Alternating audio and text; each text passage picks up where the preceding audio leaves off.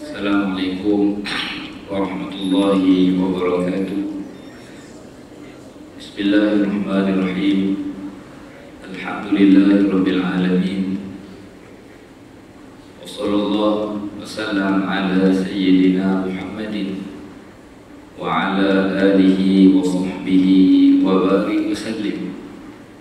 Allahumma ighfir lana dhunubana wa liwalidina ولمشايخنا ولجميع المسلمين والمسلمات برحمتك يا أرحم الراحمين. اللهم فقهنا في الدين وعلمنا التأويل واهدنا إلى صراطك المستقيم.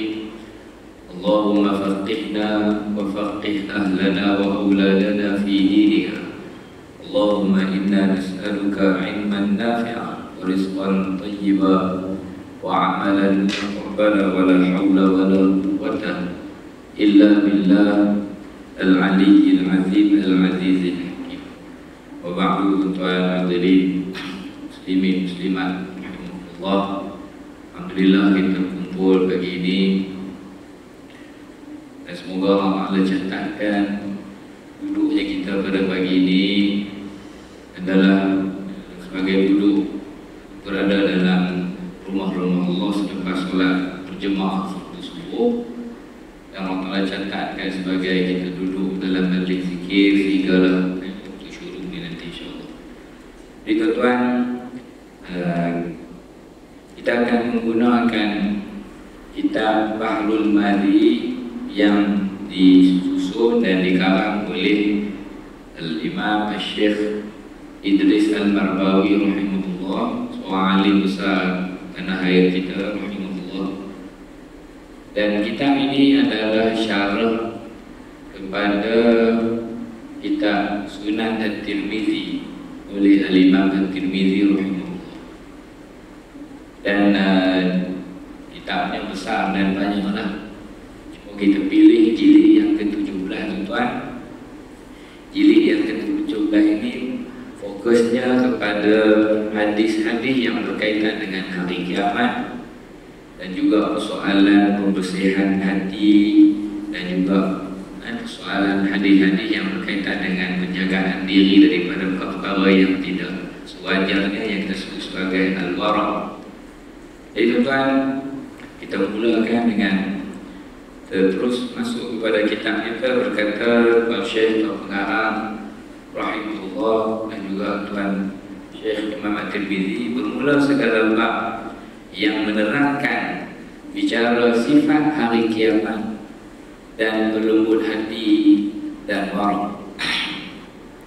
Inilah tempatnya semua hadis daripada Rasulullah SAW.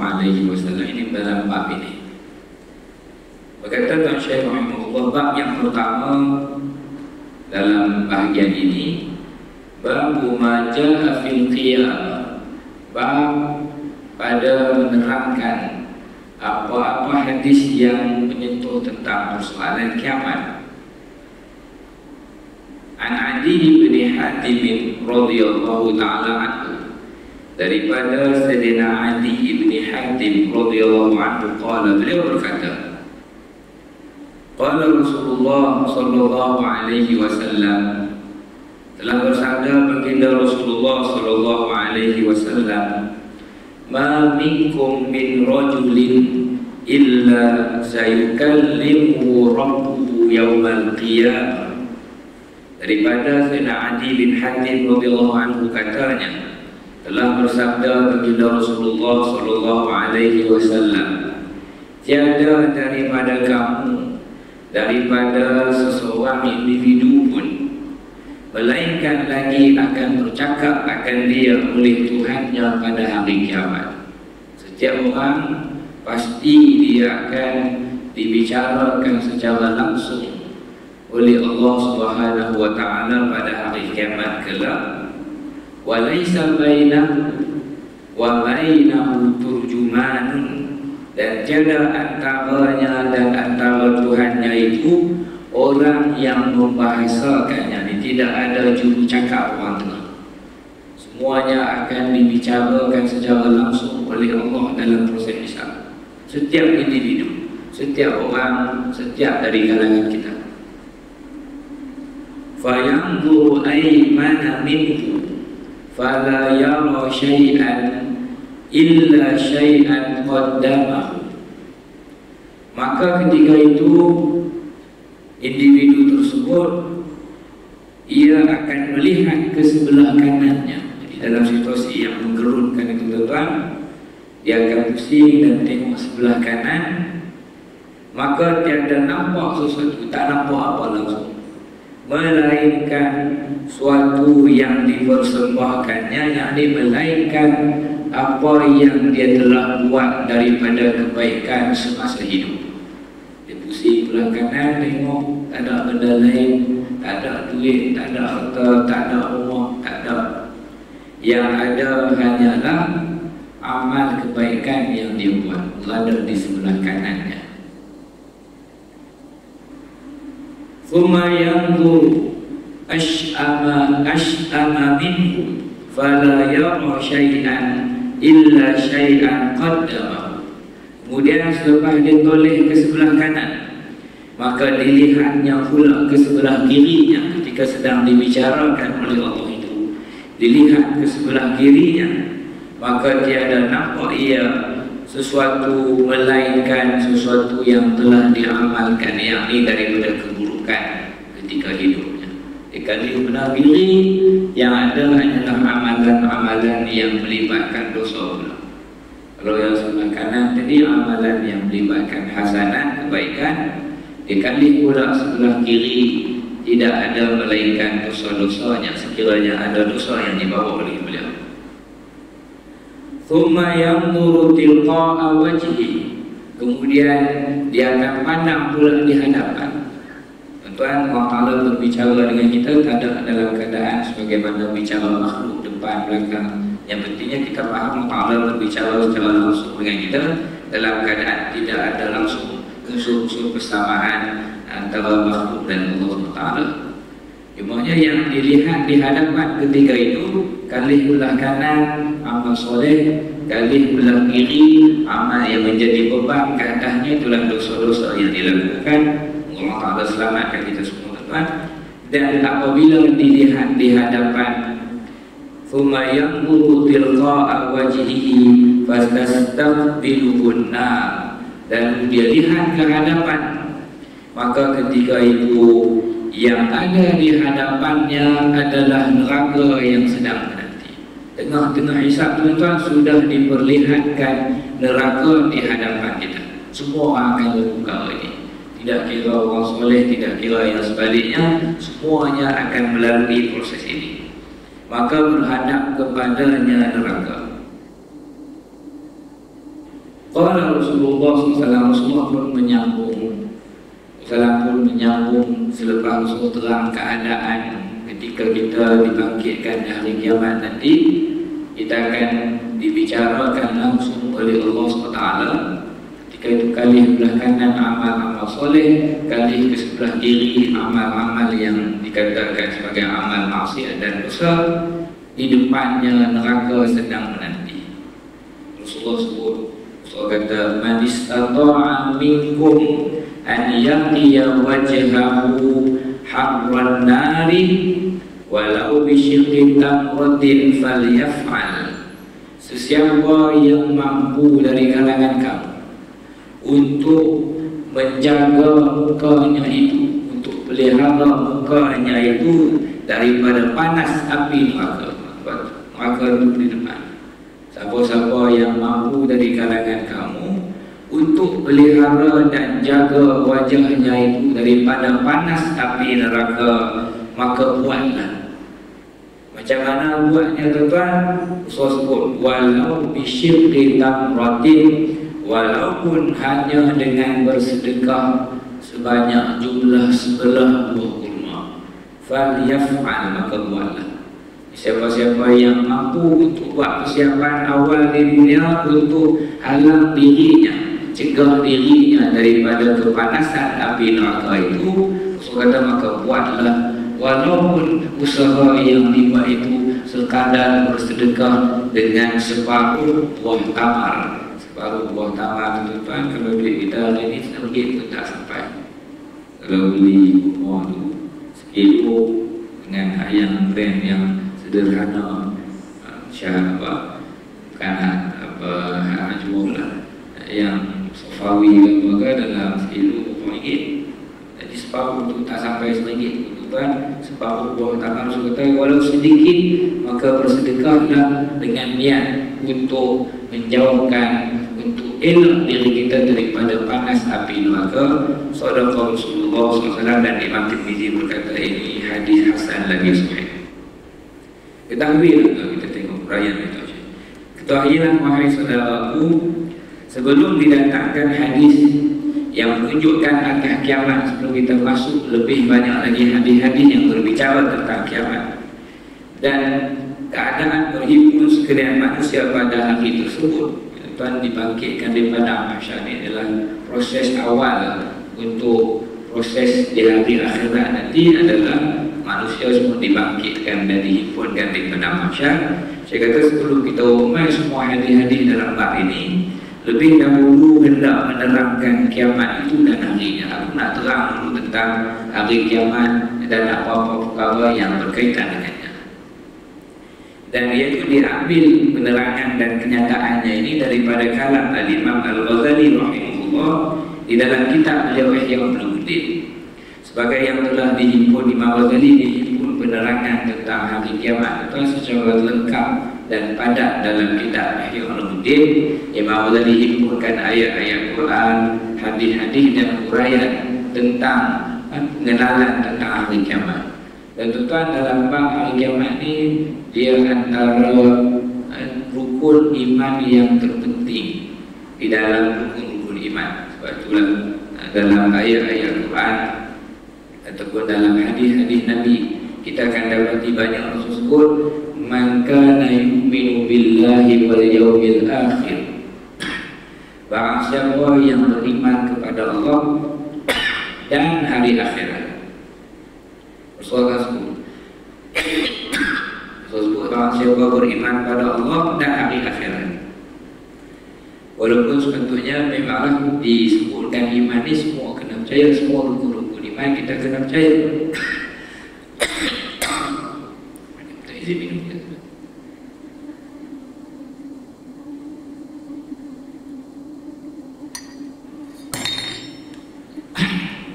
Tetapi difokuskan sebutan kepada dua, kan? Barang siapa yang beriman kepada Allah dan hari akhirat. Sebab yang pertama, beriman pada Allah, Tuhan yang menciptakan kita, Tuhan yang berkuasa menghidupkan kita, mematikan kita, dan Tuhan yang akan membangkitkan kita semula. Dan disebut hari akhirat, natijah daripada Allah Ta'ala hidupkan kita adalah untuk hari pembalasan. Jadi bila disebut dua yang ini mencakupi semua sekali. Sebab bila dia beriman kepada Allah dan hari kebangkitan semula, bermaksud dia percaya juga kepada Rasul yang diutuskan, bermaksud dia percaya kepada malaikat yang mencatat amalnya, bermaksud dia percaya kepada balasan syurga dan neraka. Sebab itu selalu disebut tentang dua ini. Tuan, beriman tentang hari kiamat ini perkara penting. Sebab itulah saya kata aku himpunkan, aku petik daripada apa yang disusun oleh Imam Ghazali rahimahullah. Maka berkata ia, ini ucapan Imam Ghazali, hendaklah kamu semua, hai orang-orang yang miskin. Bukan maksud orang miskin di sini oleh Imam Ghazali bukan maksud kemiskinan di dunia. Sebab kita ada banyak mana harta di dunia pun, tinggi mana pangkat kita sekalipun, megah macam mana kita sekalipun, bila dah masuk ke dalam kubur itu selai sepinggang, tak ada apa-apa langsung dah. Tuan-tuan tak bawa dah pangkat yang ada, kita tak bawa dah gelaran yang ada, harta yang ada pun semua tinggal pada isterinya, anak-anak semua tinggal. Ada jawatan-jawatan yang kita pernah pegang pun semuanya dah tak ada langsung dah. Sebab itu saya sebut wahai orang-orang yang miskin yang tak ada apa-apa langsung. Sebab itu semua dah selesai, dah habis di dunia. Jadi saya kata, wahai orang-orang yang miskin, hendaklah kamu bersedia dengan bekal akhirat. Buatlah persiapan untuk bekal yang boleh bawa masuk ke dalam kubur. Ini sebagaimana yang disebut oleh Rasulullah juga dalam sebagian hadis, akan ikut seseorang mukmin itu ke kuburnya 3 perkara dan balik lagi 2. Akan ikut ke kubur isteri dan ahli keluarga, akan ikut ke kubur harta. Sebab tu kan boleh jadi kereta si mati tu masih di bawah lagi, anak beranak nak pergi tengok di kubur dia bawa kereta kita. Jadi harta berikut. Dan mengikut juga akan dia ialah amalnya, sama ada amal buruk dan amal baik juga. Dan akan balik lagi 2, iaitulah balik isteri akan balik rumah, ahli keluarga akan balik rumah, dan harta-harta semua balik rumah. Hatta selipar si mati pun orang balik rumah balik lepas. Selipar yang kecil tak ada nilai tu pun orang akan suruh balik rumah balik. Jadi yang tinggal hanyalah amal. Sebab tu saya kata persiapkanlah bekal akhirat, bagi bekalan hari yang besar pekerjaan bagi hari akhirat. Lagi panjang masanya, hari tersebut panjang masanya, lagi keras perintahnya, lebih huru-hara keadaan tersebut dan lebih berat keadaannya. Kalau di dunia ni ada juga, kalau kita buat dosa jahat jangan sekalipun boleh lari pergi duduk tempat teduh, boleh lari pergi sembunyi kat tempat ekor, sebab di dunia boleh. Tapi di akhirat nanti tak ada tempat nak lari dah, tak ada tempat nak rehat dah, tak ada tempat nak berlindung dah. Dan bersangatan huru-haranya dan hisabnya lagi, dan yang terakhir adalah pembalasannya. Dan hari akhirat itu sangat-sangat hampir masanya, kerana firman Allah SWT dalam surah Al-Ma'arij, innahum yarawnahu ba'ida wa narahu qariba. Golongan yang tidak beriman itu mereka melihat hari akhirat sebagai hari yang masih jauh. Dengan maksud masih jauh itu sama ada dimenafikan sebab tak percaya, ataupun ada sebahagian yang percaya tetapi dengan kefahaman yang tidak tepat, dia kata akhirat lambat lagi. Setengah macam kita pun kadang-kadang diuji juga dengan kita yakin kiamat ada, tapi kita nak puasa lambat lagi sebab belum mati lagi. Innahum yarawnahu ba'ida, mereka melihat bahawa hari kiamat itu masih jauh. Wa narahu qariba, akan tetapi orang tersebut, tapi aku lihat hari kiamat itu sangat-sangat dekat. Sebab apa tuan? Sebab apa sahaja perkara yang mendatang dia dekat. Walaupun lambat lagi tetap dia akan dekat, sebab dia akan makin dekat, makin dekat, makin dekat. Tarikh yang akan datang tu walaupun jauh tetap dia akan mendekat dengan kita. Jadi saya kata pada hari kiamat itulah dilihat langit telah pecah belah ia, dan bintang-bintang itu telah bertaburan dengan sebab goncangan pada hari tersebut. Dan segala bintang yang bercahaya dan menerangi langit telah berubah warnanya. Itu gambaran sebagaimana yang dihimpunkan daripada Al-Quran dan Hadis tentang sifat hari kebinasaan tersebut. Dan maka hari pun pada hari itu padam cahayanya, dan gunung ganap pun habis berterbangan. Disebut gunung ganap telah hancur seperti debu, dan jadi seperti debu yang bertebaran. Dan awan-awan pun tidak menurunkan hujan lagi. Dan pada hari kiamat juga segala binatang pun habis dikumpul supaya dibalas bila perbuatan satu-satunya dengan lain. Jadi dalam semua hadis yang saya telah disebut, hisab ini dan juga dipanggil al-hasyr, himpunan semula makhluk ini bukan setakat manusia dan jin yang akan dihisab dan akan dibalas dengan syurga dan neraka, bahkan kesempurnaan keadilan Allah itu sehingga dihidupkan balik juga binatang-binatang yang mana di dunia itu ada perhitungan yang perlu diselesaikan. Yang disebut dalam hadis, dibangkitkan kambing yang ada tanduk ketika di dunia dan dibangkitkan kambing yang tidak ada tanduk. Maka yang tidak ada tanduk itu akan membalas semula, menghentak dan juga memukul kambing yang bertanduk yang pernah cederakan dia ketika di dunia. Ini kesempurnaan keadilan Allah di akhirat. Maka binatang-binatang ini juga turut akan dibangkitkan. Cuma untungnya dia, bila selesai proses pembalasan itu, semuanya akan Allah Ta'ala akan binasakan jadi tanah. Tidak ada syurga dan tidak ada maka selamatlah. Kemudian yang dikembalikan jadi tanah. Dan laut-laut naik gelembung ia dan nyawa serta badannya pada hari itu dipersatukan. Ketika itulah dihidupkan balik jasad manusia dan dikembalikan roh dan maka akan hidup semula. Dan neraka jahim dinyalakan dia dan dimarakkan dia, dan syurga dihampirkan dia kepada orang-orang mukmin. Tuan, di akhirat nanti orang yang beriman daripada jauh lagi akan dapat menghidup bau wangian syurga. Tetapi ada dosa-dosa tertentu yang Allah Ta'ala melalui ilmu sebut, orang ini akan disekat daripada dapat menghidup wangian syurga. Maka kita perlu jauhi perkara yang akan menyebabkan kita terhijab dan terhalang daripada syurga. Cumanya dari segi dibentangkan neraka itu semua akan diperlihatkan akan api neraka.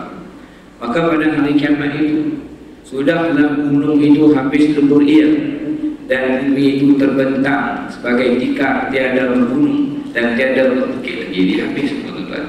Disebut dalam Quran ditukarkan tanah bumi yang baru dengan bukan bumi yang asal daripada dunia ini.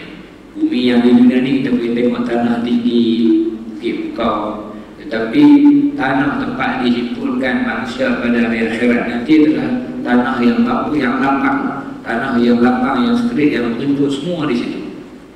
Jadi saya kata apa? Jika yang tiada bergunung dan tiada berbukit lagi, dan pada hari itu engkau lihat bumi bergoncang, ia sehabis-habis bergoncang, dan dikeluarkan dari dalam mulutnya akan segala apa yang ditanam yang adalah daripada emas perak dan jasad-jasad kubur orang-orang yang mati. Pada hari itulah keluar orang-orang daripada kuburnya dengan bertaburan, semuanya pergi berhimpun satu tempat perkumpulan. Dalam Quran itu sebut tentang sifat bila dibangkitkan manusia itu disebutkan ainil manfush, seperti belalang-belalang yang berterbangan. Kalau kita tengok belalang tempat kita ni nampak sekok-sekoknya, kita tak nampak wave dia. Kalau tempat negara yang binatang belalang dia terbang sampai berkumpulan, kita akan nampak dia punya wave tu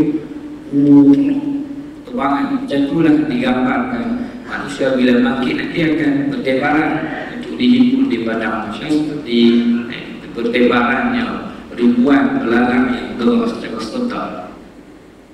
Semua akan berhimpun dan berkumpul di satu tempat supaya melihat semua orang itu akan amal-amalnya dan balasannya. Pada hari kiamat itulah dicabut gunung dari tempatnya dengan bumi-buminya berlaga sesama sendiri sampai jadi hancur lebur. Maka pada hari itulah berlakunya kiamat dan terbelah pula langit. Maka yang pada hari itu tidak kukuh dan tidak kuat lagi, langit pun akan hancur, berlaga sama sendiri sampai jadi hancur lebur. Dan segala malaikat-malaikat akan memikul arasy Allah SWT pada hari tersebut. Pada hari itulah dibawa sekalian kamu ke hadapan Allah untuk berhisab. Maka tiada tersembunyi daripada kamu oleh sesuatu perbuatan yang tersembunyi, melainkan semuanya diketahui oleh Allah Subhanahu wa Ta'ala belaka. Ini tuan gambaran secara ringkas yang disebut oleh Imam Al-Ghazali tentang keadaan hari kiamat yang penuh huru-hara itu. Sebab itulah Rasul sebut tadi, man istata'a minkum, siapa yang mampu dari kalangan kamu untuk elak dirinya daripada panas api neraka tadi, maka buatlah. Tuan, keberkatan sedekah ini memang cukup banyak dalam Al-Quran, cukup banyak dalam hadis. Yang pertama, keberkatan di dunia lagi. Rasulullah sebut, ma naqasa malun min sadaqah, tidak akan berkurangan harta daripada sedekah. Yang ini tuan-tuan, Rasulullah tunjuk tentang kebaikan sedekah untuk kehidupan dunia. Yang ini sedekah akan membawa kepada keberkatan rezeki. Dan sedekah yang wajib juga adalah sedekah yang melibatkan zakat harta. Ini zakat harta dan zakat fitrah juga disebut dengan kalimah sedekah dalam Quran dan hadis. Tetapi dengan erti kata sedekah yang wajib, ianya adalah pembersih. Ini sebut Allah Ta'ala sebut zakat ini adalah perkataan zakat itu sendiri adalah pembersihan yang akan menyebabkan harta itu makin berkembang dan mendapat kebaikan. Sekiranya tidak ada bahagian daripada zakat ini, yakni bagi orang-orang yang ada harta tetapi tidak membayar zakat, maka harta itu akan menjadi ditarik keberkatannya dan akan hancur.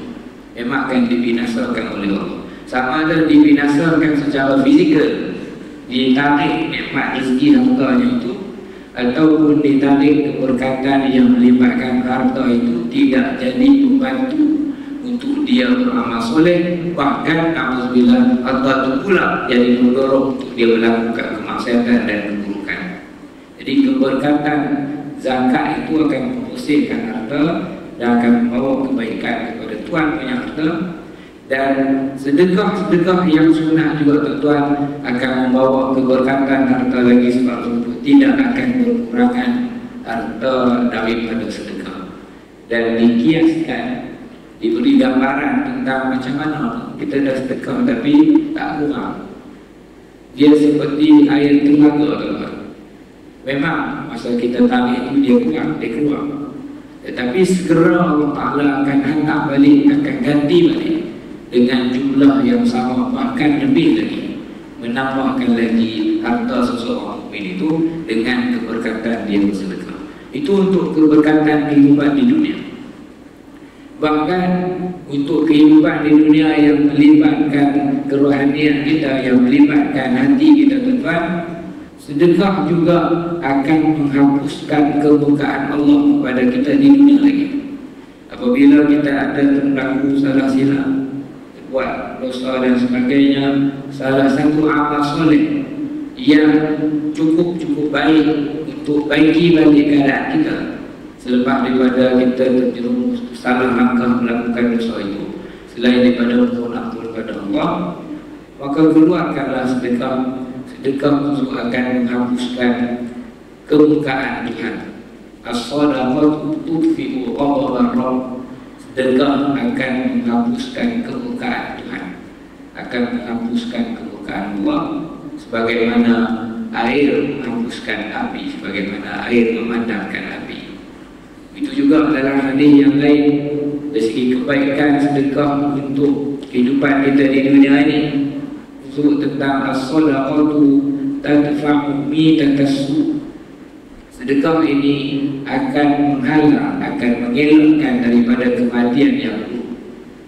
Kebaikan sedekah tuan akan mengelakkan daripada mitatas-su, daripada kematian yang buruk. Dengan berarti kata yang paling buruk itu tuan, mati dalam keadaan kufur, wa'azubillah, ataupun mati dalam keadaan melakukan kemaksiatan kepada Allah, dijauhkan oleh Allah, ataupun kematian-kematian yang berbentuk kematian yang bukan dalam keadaan rupa yang baik. Jadi sedekahlah yang akan menghapuskan ataupun mengelak daripada perkara tersebut. Dan yang paling besar dalam soalan kehidupan kita tuan, tentulah yang di akhirat nanti, sedekah akan menjadi penghalang, akan menjadi benteng daripada panah api neraka.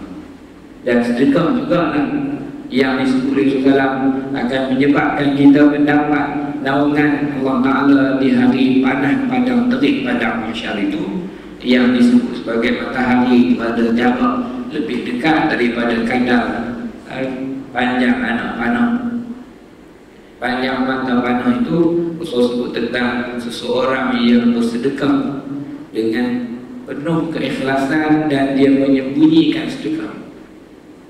Dalam sedekah ni tak ada masalah tuan-tuan, sedekah depan orang tahu, selagi mana niat kita ikhlas, tak ada masalah. Cuma ada kelebihan khusus bagi sebahagian sedekah kita tu. Bagilah ada juga beberapa sedekah yang memang kita tak mau orang lain tahu, atau boleh jadi kepada orang terdekat kita sendiri pun kita tak mau beritahu. Kita biar kita ada satu yang itu, walaupun sikit, kita bagi ada sikit sedekah yang ini orang lain tak tahu langsung, memang kita seorang saja. Kita harap yang ini jadi bekalan untuk yang sedekah sir, yang sedekah secara senyap yang kita buat. Sedekah-sedekah lain maka kita buatlah kita sendiri. Tuan jangan pula kami main kat masjid. Tak apa, tabung lalu tutup tangan tengok kita. Maksudnya ikhlas itu ini buat yang mana nampak lah. Dia kata ustaz saya tak mau sedekah pakai sikit. Saya pergi nama naik. Ijikit masjid tahu saya mau sedekah. Tak bukan macam tu tuan. Maksudnya ikhlas. Tapi ada juga yang kita nak cari sedekah-sedekah yang memang seboleh-bolehnya kita tak mahu atau itu sebagai ada juga bekalan daripada sedekah yang kita sembunyikan. Sebab itulah dalam hadis ini tuan Rasul sebut tentang apa yang akan berlaku nanti. Setiap orang yang pertama pengajaran daripada hadis ini sebagai kesimpulan daripada hadis yang kita baca, yang pertama setiap orang akan dihisab oleh Allah secara langsung, akan dibicarakan oleh Allah secara langsung dalam keadaan tidak ada yang bercakap. Dan disebut dalam hadis tentang setiap orang akan berjalan hisab, iaitu serentak, disoal oleh Allah itu serentak, tetapi masing-masing rasa seakan-akan dia seorang saja yang sedang kena usaha itu, sedangkan semuanya dihisab secara serentak oleh Allah Ta'ala yang Maha Berkuasa. Allah Ta'ala tidak disibukkan oleh satu urusan dengan urusan yang lain. Bukan macam kita satu pejabat terlibat kerja lain. Allah Ta'ala hisab itu secara serentak, tetapi setiap orang akan merasakan seakan-akan dia seorang saja yang kena green kita sebut. Apa orang disebut? Kena soal. Itu yang pertama, semua orang akan dihitung di hadapan Allah. Sebab Allah Ta'ala berfirman dalam surah Maryam, wa kulluhum adahi yawmal qiyamati farda. Semua manusia itu akan dihadapkan, berhadap dengan Allah untuk hisab itu semua orang farda, seorang-seorang, setiap orang seorang-seorang. Tak ada boleh member teman, tak ada. Semua orang, setiap orang seorang-seorang akan kena hisab di hadapan Allah SWT. Dan kemudiannya dia akan, yang kedua pengajaran daripada hadis tadi tuan, semua orang akan ditunjukkan apa sahaja amalnya yang dia buat, sama ada yang baik ataupun buruk. Yang amalan baik akan diperlihatkan di sebelah kanan, yang amal buruk akan diperlihatkan di sebelah kiri. Dan dalam proses hisab ini ada sebahagian orang yang akan dihisab secara terbuka, dibukakan dan ditunjuk kepada orang lain akan dosa-dosa dan juga keaiban dia. Ada yang begitu. Dan ada juga dari kalangan hamba-hamba Allah yang beriman ini, hisabnya itu dibuat secara tertutup, tak diperlihatkan kepada orang lain, melainkan hanya dia seorang saja yang lihat. Moga-moga Allah Ta'ala masukkan kita dalam golongan yang dihisab dalam keadaan ditutup, proses hisab itu tidak diperlihatkan pada orang lain. Siapa yang akan jadi orang utama yang akan dapat kelebihan itu tuan? Orang yang mana ketika hidup di dunia dia jaga, dia tak buka aib orang. Ini tuan, orang yang nombor satu sekali yang akan ditutup segala keburukan dia tadi. Harga dalam proses hisab adalah orang yang ketika di dunia dia cukup jaga daripada dia pergi bercerita dan dia pergi sebar kekurangan dan keburukan orang lain. Walaupun keburukan orang lain itu betul, dia tak akan sebar, dia tak akan bercerita, tak akan buka.